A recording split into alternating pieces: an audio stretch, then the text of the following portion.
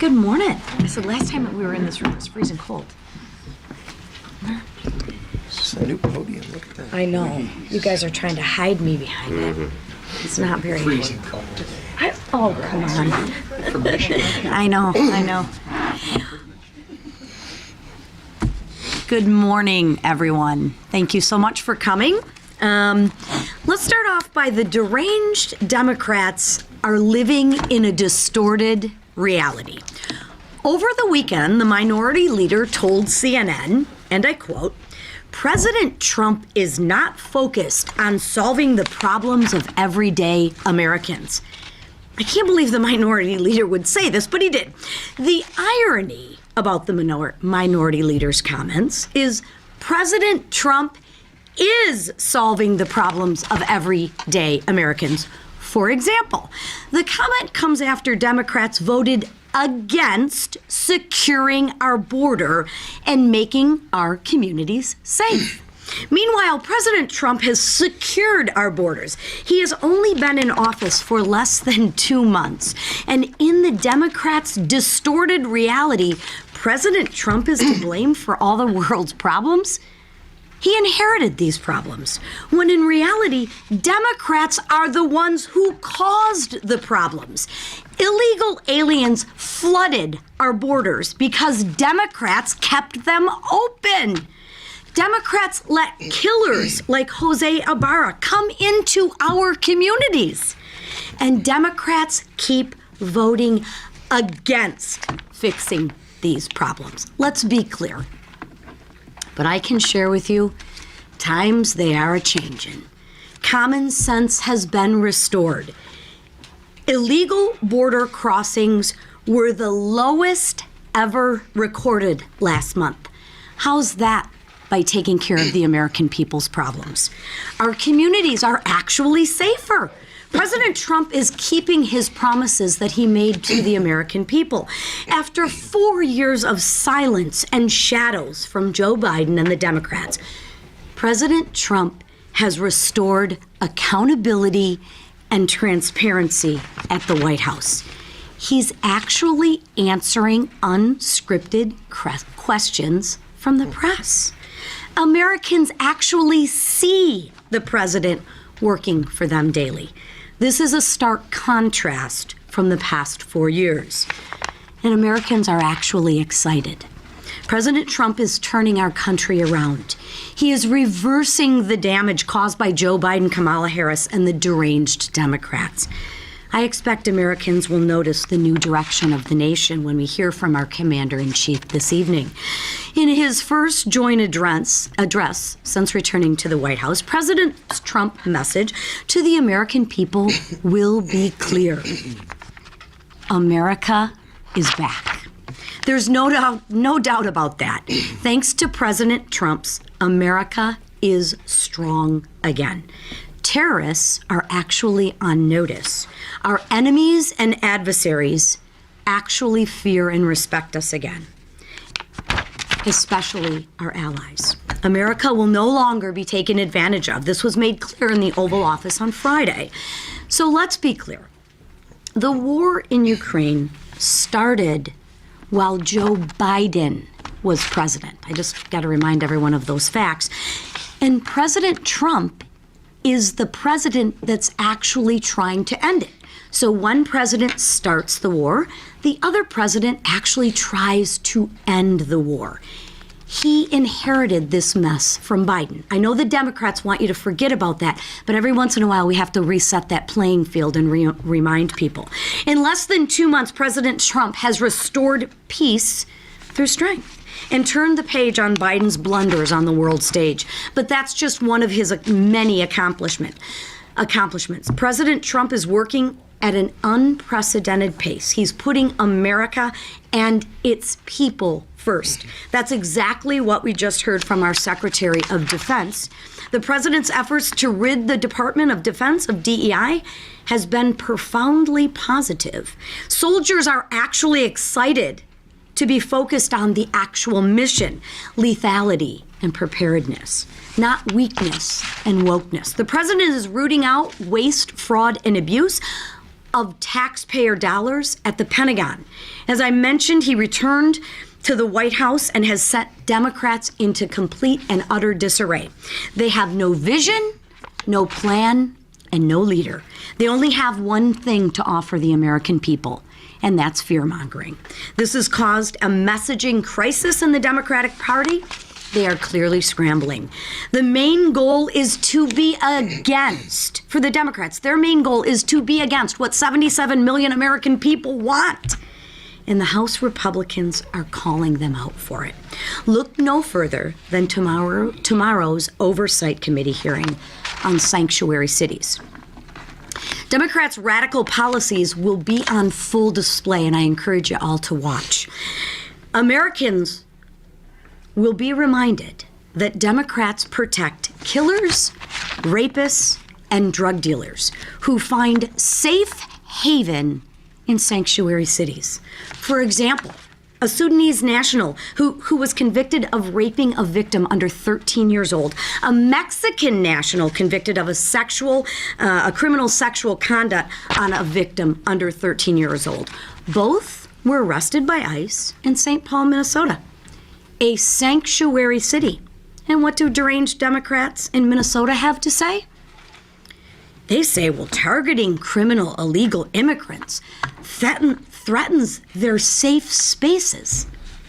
Threatens the safe spaces of whom?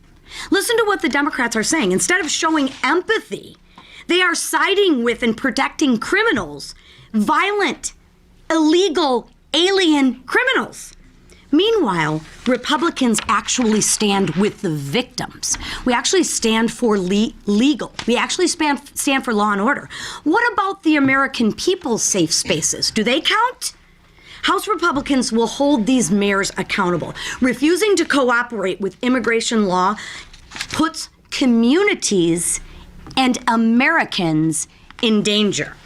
But it doesn't stop there. Even in the U.S. House of Representatives, deranged Democrats hold briefings and post videos on how to avoid ICE. That's pretty American, huh? They are literally helping criminal, illegal immigrants. This is a result of having no vision for the American people. But I'm here to share with you Americans can be optimistic because real leadership returned to the White House. Leadership in our country that our country desperately needs. The leadership 77 million Americans voted for. Together, President Trump and House Republicans will stop sanctuary cities. Sanctuary city policies are wreaking havoc on our communities, like the ones Representative Gabe Evans represents in the northern Denver suburbs. Rep. Evans has joined us today to help tell the local stories, like the story of the Trende D'Agua who took over an apartment complex in the Denver suburbs. They used it to kidnap and torture people at gunpoint. Not real good people. It's a shame that this is happening in America. But I'll turn it over now to Gabe to let him tell his story. Well, thank you, Chairwoman. Gabe Evans from Colorado's 8th Congressional District, and I was a police officer in the Denver metro area for over a decade. In fact, today I'm still wearing my police boots. They're on their third set of soles because that is what keeps me grounded and reminds me why I'm here. My morning routine hasn't changed in 14 years because here in Congress, I'm focused on serving the victims of these crimes that you just heard the chairwoman talk about. Let's talk some of the statistics that have happened in Colorado as a result of these sanctuary policies. When I started my law enforcement career, Colorado was 31st in the nation for our crime rate. We're now number 4. Colorado is number 2 in the nation for teenagers overdosing and dying on illegal drugs, predominantly fentanyl. Colorado is once again got the highest rate of motor vehicle theft out of all of the 50 states. As a police officer for over a decade in the Denver metro area, I saw firsthand what was contributing to these problems, and a significant percentage of the blame lays on sanctuary city and state policies that allow violent transnational criminal organizations and cartels to come into our community and find safe harbor. Recent headline news in Colorado showed that violent gangs like Tren de Aragua have looked at Denver, Colorado to be their national headquarters as a result of these sanctuary policies. In fact, very recently, ICE in Denver sent out a tweet where they highlighted that the Denver City and County Jail would not honor ICE immigration detainers, and as a result, they released a Tren de Aragua gang member back into the public. Immigration and Customs officers had to go into the public to arrest this individual again, who assaulted officers in the process. This does not keep our communities safe. This does not protect the victims of these crimes. We know where this fentanyl is coming from. In fact, every month, the death toll of fentanyl in the United States is greater than the total death toll of the September 11th terrorist attacks. And so with the designation of these cartels as terrorist organizations, it's incumbent that sanctuary cities and states get on board with the program and focus on protecting their communities and focus on allowing law enforcement to be able to work with their federal counterparts to be able to degrade and disrupt these criminal organizations that are operating in our communities and peddling poison by using immigration laws to be able to get these violent cartels, get these violent traffickers of people out of our community by using immigration laws and by being able to use that partnership with the federal law enforcement apparatus. And so tomorrow in the hearing, we are going to highlight how these sanctuary city and state policies fail public safety, make America less safe, and why we need to continue to pave the path forward to build those safe communities that we all deserve. I am of Hispanic descent, and so I can speak particularly to the fact that this is something that is critically important to the Hispanic communities. Hispanic communities critically want safe places to be able to raise the next generation here in the United States of America, and tomorrow we're going to highlight how we get these policies in sanctuary cities and states reversed to give that safe future for all Americans, particularly in places like Colorado and Denver. Thank you so much. That's it. Thanks, Gabe. Tonight, President Trump will address Congress and the American people to highlight his historic actions and bold vision to renew the American dream. I have no doubt it's going to be big. The president's first 43 days in office can be summed up in 4 words: promises made, promises kept. From bringing back American manufacturing with over $1.7 trillion in new investments, to saving taxpayers billions by rooting out waste, fraud, and abuse in the federal government, to reestablishing peace through strength and America's position on the world stage, to paving the way for our country to achieve energy independence once again, and ending the crisis at our southern border, resulting in the lowest border numbers in history, and even driving reverse migration. President Trump has delivered countless victories to celebrate tonight. And if it's a preview of what's to come, which I believe it is, America has a great 4 years to look forward to as President Trump renews the American dream and unlocks our country's golden age. Now, before I go, I want to say that I'm also looking forward to welcoming my guests for the joint address tonight in the Capitol. Minnesota House Speaker Lisa Demuth is going to join us, and hockey legends, gold medalists from 1980, Buzz Schneider and Rob McClanahan. These three certainly represent the best of Minnesota and the American spirit. And with that, I turn it over to our leader. All right. Well, let me first say happy Mardi Gras, everybody. Today is Mardi Gras Day in my home city of New Orleans. This is a Mardi Gras king cake, which we enjoy to celebrate the day. This is not to torture you. This is to let you know I've gotten this for each of you, so that it's all cut up. I'm going to pass this around.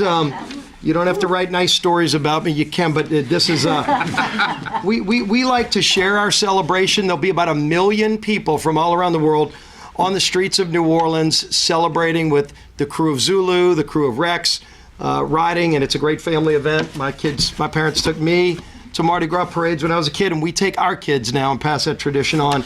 I am so glad to be with all of you today, but I wish I was in New Orleans celebrating Mardi Gras. But here, put your Camera's down for a minute. Take a piece, pass it around. If you get the baby, the tradition is there's a plastic baby in one of the slices. That means you have to throw the next king cake party. So we'll let you know where to get the cake, and you'll want more, believe me.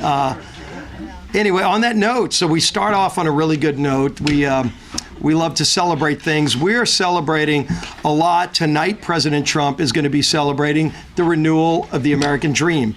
And he's going to go into a lot of detail about how his agenda not only is starting to be carried out in just less than 2 months. It's been a riveting pace that President Trump took to start getting our country back on track, but the work is just beginning. Here in the House, and obviously Congress has to play a critical role in helping the president do this. Part of that is passing President Trump's agenda. And one of the things we did from the speaker on down is committed to getting the agenda moved through one big, beautiful bill, which means budget reconciliation, starting that process by passing a budget so then we can get to the reconciliation phase. And last week, with an overwhelming, not one vote to spare, literally just by the margin we needed, which is all it takes, right? We passed our budget to the Senate to start the process of putting into law the things we need to do to deliver on that Trump agenda that 77 million people went to the polls to give all of us a mandate to do. In fact, the American people insisted that we do these things to reverse the damage from the Biden-Harris agenda. Number one, stave off a tax increase. Make sure that middle-class families don't see a massive tax hike. And notice every Democrat voted no last week, which means Democrats voted to put a tax on over 99% of families that make less than $1 million. You hear them talking about millionaires and billionaires. The people that would be hurt by Democrat actions are people that make well under $1 million. President Trump's trying to eliminate the tax on tips, which, by the way, we support and will be in our package. The average salary of tip workers who will benefit from President Trump's agenda is a family making about $35,000 a year. That's who will benefit from that provision.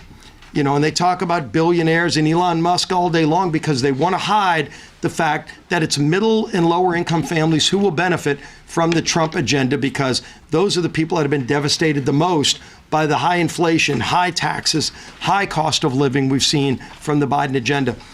More energy production in America, manufacturing more things in America. That's in our bill.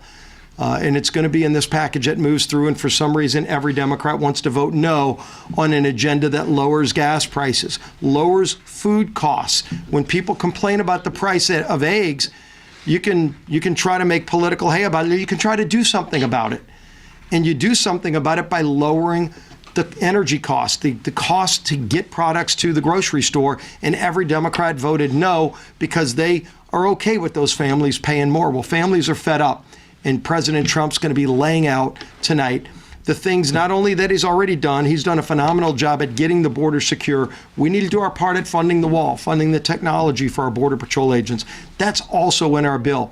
But President Trump is finally starting to bring manufacturing back to this country. The whip talked about almost $2 trillion in private investment that's already being announced by some major companies, some major American companies, some countries and foreign nations that want to now come and build things in America because of President Trump's leadership. Leadership matters, and I think you're going to see great, strong leadership tonight in the President's State of the Union. We will be there. Looking forward to it. The man sitting right behind the President, we know tonight the President's speech will not get ripped up by a Speaker of the House because our Speaker of the House has been leading the cause to usher in this agenda of a renewal of the American dream. Our Speaker, Mike Johnson. Thank you, Mr. Leader. Thanks to all of you. No, we will not be ripping up the speech tonight. I would like to frame it in gilded gold, but I'm not sure how to do that from the podium. I want to welcome you all and happy Mardi Gras. And if I had forethought, I would have brought beads to throw at you. You would have had the whole experience. We had a great weekend. Let me give you a recap on a few things. We had a great weekend down in Florida. We had the House Republicans gathered in Miami for an NRCC winter retreat. It's an annual tradition, and the vibe is so good among Republicans. We had our largest attendance ever. The most members ever participated with their families, and lots of friends and donors and supporters of the cause were down there with us in a great time. We understand that nobody really wants to talk about 2026 yet, the midterm cycle, but we are, because we are very excited about what that is going to yield. We're in very strong position to defy what is the norm. It's not traditionally expected for a new president to pick up seats in that first 2-year midterm for his party, but we are going to grow the majority next year, and we have a great plan to do that. We will be riding the wave of the popularity of President Trump's policies, and he is doing some things that everybody in the country is excited about. Once all this is signed into law, the American people are going to begin to feel real relief at the pump, in their bank account, and in safer communities. This set of policies is what the president ran on, and all of us ran on, and we'll be checking the boxes along the way. Now, polling continues to show the American people are with us on the issues. In Congress, we have the highest approval rating in 4 years. Among Republicans in our party, we have the highest approval rating in over 20 years. You have to go back to August of 2005 to see similar numbers. And I think the reason for that is because we're restoring common sense. And that is the theme that the president keeps reiterating over and over. We're restoring what makes sense to the people. And this contrast between our policies and our ideas and this common sense agenda is very different than our Democrat colleagues. They are defending wasteful government spending right now. They're opposing tax cuts for working families. They're supporting open borders in sanctuary cities, you heard about this morning. And they're doing all that above the well-being of the American people. And the American people are taking note. And while House Democrats struggle to find a message that hasn't already been rejected by the American people, House Republicans are going to continue to deliver for the country. Speaking of delivering for the American people, President Trump makes his triumphant return, of course, tonight, as was mentioned. It's 5 years after his last State of the Union address. This is a joint address to Congress, not a State of the Union, because a State of the Union is typically delivered on or around the sort of the 1-year anniversary, first year in office. But this president is working so quickly, I invited him to come early in the process to give this joint address because there's so much to report to the people, and we're delighted he's going to be there. If he just stood at the Speaker's rostrum and read off all his list of accomplishments since January 20th, we'd be there all night. I don't expect it will go that long. He's going to give a truncated version of this. But there really is so much to celebrate. The president has already notched impressive lists of wins in so many categories. Here's a few. Securing the border so well that border crossings have hit an historic low. Deporting criminal illegal aliens. Taking on the cartels directly. Standing up to terrorists. Bringing hostages back home. Working to secure peace around the globe. Ending the weaponization of government, bringing investments and jobs back to the U.S., unleashing American energy, keeping men out of women's sports that the Democrats don't seem to agree with us on, and cutting waste, fraud, and abuse. I mean, all this has been happening in just 43 days. It's hard to believe. He's just been in office 43 days, and that's just one sample list of what's been accomplished. It is, as our whip said, promises made, promises kept, and we're going to keep that going, and he's just getting started. So we look forward to hearing more about his vision for the future tonight, and we will continue to work with him hand in hand to deliver and implement the America First agenda and renew the American dream, which is what will be the subject of his discussion tonight. So with that, I'll take a few questions, and we'll go. Yes? Thank you, Mr. Speaker. Democrats have been seizing on footage of protesters at Republican town halls, and now they're pushing back on, I guess, reporting that there's been discretion that Republicans should hold less town halls. I mean, do you think that that's what your members should be doing? Do you think that they should be? Well, look, we've been encouraging our members to communicate directly with their constituents, and they're anxious to do that. There's lots of different ways and forums to do it. You could do it in telephone town halls. You can have small subgroups of people from different industries and segments of the community. We find that to be very, very productive, and more productive than if you just go to an open forum right now. Why? Because we've seen this movie before.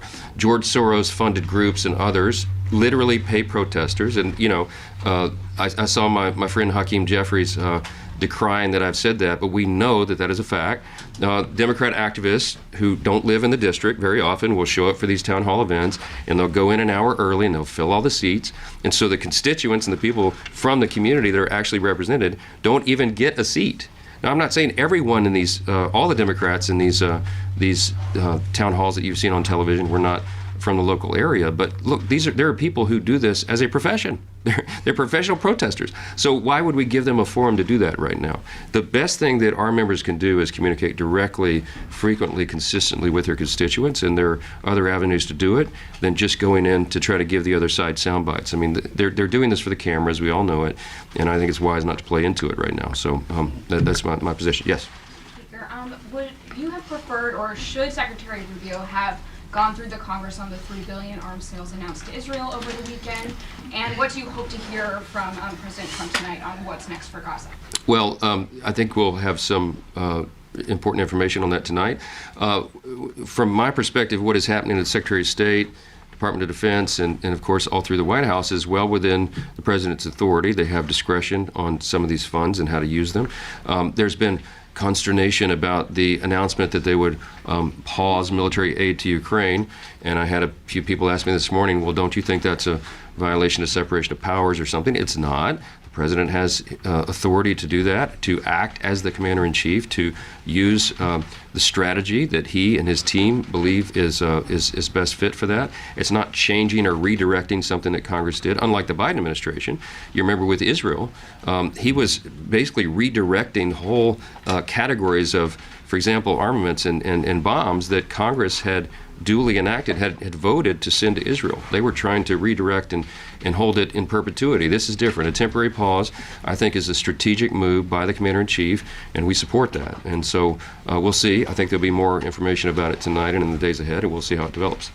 Mr. Speaker, if you're moving ahead with a clean CR at current spending levels, does that mean that Congress will be funding programs that may have been eliminated or frozen? And if so, how do you intend to address that? Yeah, so a clean CR allows us to avoid a government shutdown, which isn't good for anyone, while the DOGE effort continues, and it's really critical work, finding fraud, waste, and abuse throughout the government. So what the DOGE effort will do is prepare recommendations for FY26. We have to get FY25 done.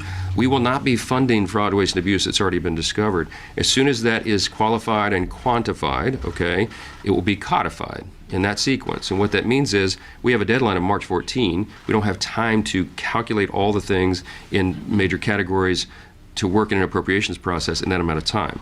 So what will happen is in a clean CR requested and supported by the President and all of us, we will fund the government responsibly, and at OMB, the Office of Management and Budget, and in the White House, they will not direct funds to these categories of things that have been shown to be abusive. What will happen on the back end, is the way the procedure works, is that we'll be able to go back later and do rescissions and handle it in other ways. The big savings that DOGE is finding, and I'm very excited about this. I've been meeting with Elon Musk about it regularly. We talk about it often. That will be a part of FY26. We're going to get back to regular order, restore the process. We'll get a budget from the White House that reflects all of those savings, because there'll be time to calculate it and do that. And then we will begin the appropriations process for FY26. I think it's going to be a very exciting development, because we're going to do it differently than it's been done in years. We'll have whole categories, big savings, I believe, that will change the equation. And it's going to be a great thing for the American people. Last question, on Ukraine. What's There are major tariffs that have obviously going into place today. Lots of concerns from the business community, from Americans. What is your message to those who are very worried that we could be at the start of a long and painful trade war? Well, look, I don't think anybody envisions a trade war or looks forward to that, but I do think President Trump makes a great point. I've always thought of myself, I came up as a Reagan Republican, and we believe in free markets and free trade. And the president was really ahead of his time. Back in 2015, 2016, when he first began to run for president, he would often correct us. He'd say, yes, free trade, but fair trade. And he made a great point. I mean, a lot of people had blinders on. There was all these countries around the world that have taken advantage of America. The America First agenda is to reset those relationships. And his idea of reciprocal tariffs policies is actually really comports with common sense. I mean, if we have a country that we have a huge trade imbalance with because they're charging 100% tariff on imports from the U.S., well, then we need to bring that down. How do we bring it down? By giving them a dose of their own medicine. Now, this is not an adversarial thing.